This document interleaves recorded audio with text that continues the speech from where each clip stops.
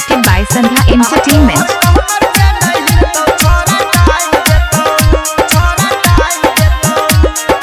अभी आप सुन रहे हैं जय मां काली रिकॉर्डिंग स्टूडियो फुलपरास चौक से।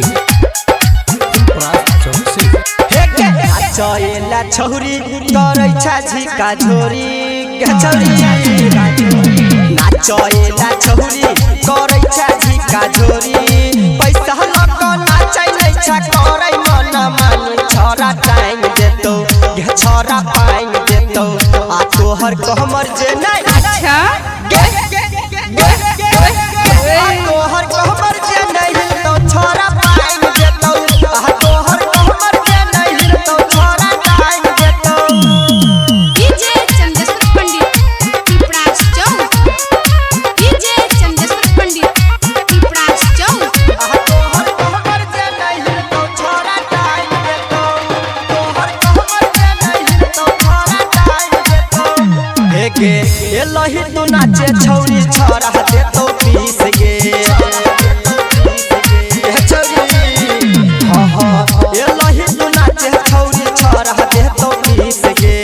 नचही न छौरी नै त बढ़ जहितै पीस गे हीरोइन सुनका तोहर मन जाय छौ बढ़ छोरा पाइन देतौ गे छोरा पाइन देतौ आ तोहर कहमर जे नै अच्छा तोहर कहमर जे नै हिलतौ छोरा पाइन देतौ आ तोहर कहमर जे नै हिलतौ छोरा टाइम देतौ। डीजे चंदेश्वर पंडित पिपरास चौक डीजे चंदेश्वर पंडित पिपरास चौक तोहर कहमर जे नै हिलतौ छोरा टाइम देतौ तोहर कहमर जे नै हिलतौ छोरा टाइम देतौ। हां हां सोलो हो सिंगार को कोइला छौरी नाच गे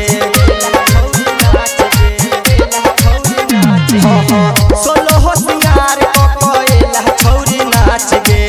रमेश मधुबनिया के माइन लेहना बात गे डीजे चना दसवर बतिया कहो साचे साच छोरा टाइम देतौ गे छोरा पाइन देतौ आ तोहर कहमर जे नै अच्छा तोहर कहमर जे नै हिलतौ छोरा पाइन देतौ आ तोहर कहमर जे नै हिलतौ छोरा टाइम देतौ। चला छौरी करै छ झिका झोरी छौरी नाचेला छौरी करै छ झिका झोरी पैसा लक नाचै नै छ करै मन मानी छोरा टाइम देतौ छोरा पाइन देतौ आ तोहर कहमर जे नै अच्छा तोहर कहमर जे नै हिलतौ छोरा पाइन देतौ आ तोहर कहमर जे नै हिलतौ छोरा टाइम देतौ। यदि आप चाहते हैं संध्या एंटरटेनमेंट के सभी ऑडियो वीडियो देखें तो चैनल को सब्सक्राइब जरूर करें और बेल आइकन को दबाना ना भूलें।